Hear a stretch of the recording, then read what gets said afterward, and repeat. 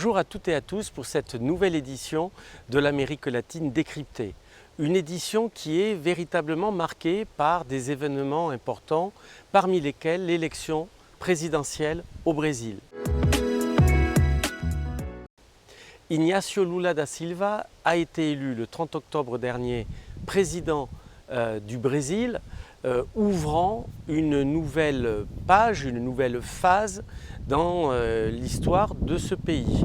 Autant sur le front intérieur en matière de politique sociale économique que sur le plan régional en Amérique latine où le président élu, Lula, a l'intention de donner une nouvelle dynamique à l'intégration régionale. Je pense évidemment aux pays du Mercosur, mais également à toute la façade pacifique avec les pays membres de l'Alliance du Pacifique, naturellement le voisin au nord du Brésil, le Venezuela, et l'ensemble du continent avec des relations notamment privilégiées bien évidemment avec le Mexique.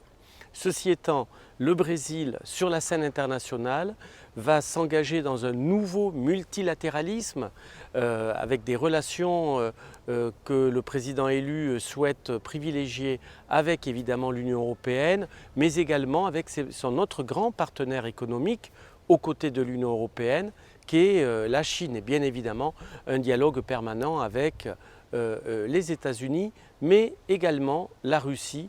Peut-être que, et nous le verrons dans les prochains mois, dans le cadre de ces relations internationales actuellement sous tension, le Brésil pourra ouvrir une voie de médiation. C'est ce que nous verrons dans les prochains mois. Aux côtés de cette actualité extrêmement importante et qui intéresse d'ailleurs la relation entre la France et l'Amérique latine, la France et le Brésil, je rappelle que la première frontière terrestre avec un pays étranger que la France a, c'est avec le Brésil. Raison de plus pour prêter attention à cette relation bilatérale qui a évidemment des conséquences au niveau régional.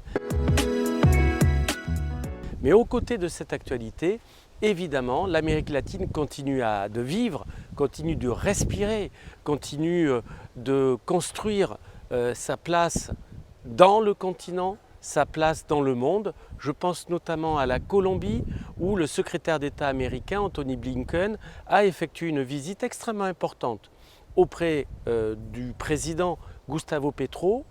Bien évidemment, la lutte contre le narcotrafic était au cœur des entretiens, pas seulement, mais nous savons le lien privilégié, le lien stratégique qui unit la Colombie aux États-Unis.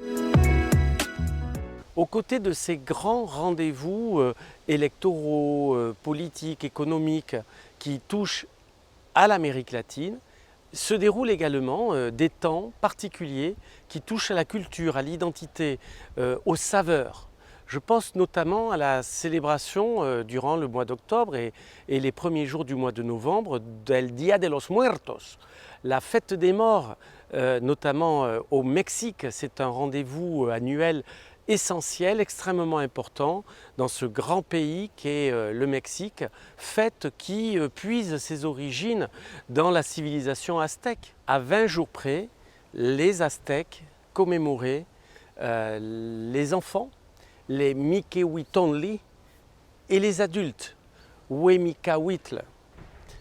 Aujourd'hui, cette fête des morts, el Día de los Muertos, est un moment important dans l'identité du Mexique, dans la célébration des disparus qui renaissent durant cette période et en France des activités culturelles organisées par l'ambassade du Mexique, par le centre culturel mexicain se sont déroulées. L'Équateur, la Colombie, le Mexique, Guatemala, mais également Venezuela qui était présent, Cuba et le Brésil, tous étaient au salon du chocolat et du cacao.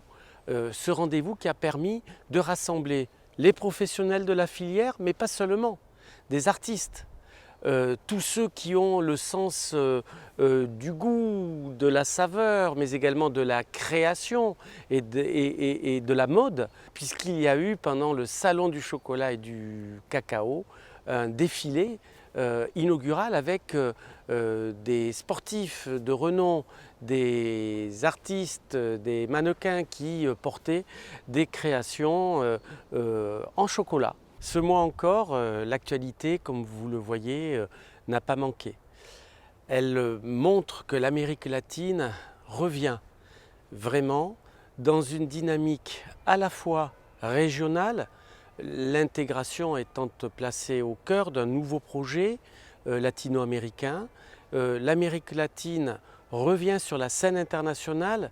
Je dis revient puisque cette période conclut ces années de Covid-19 d'une part et revient dans un environnement international tendu qui exige de la concentration mais qui exige également de l'imagination pour pouvoir rebâtir un environnement stable et de paix.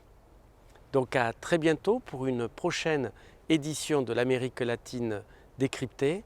Hasta pronto a todas y a todos. See you soon. Hasta luego.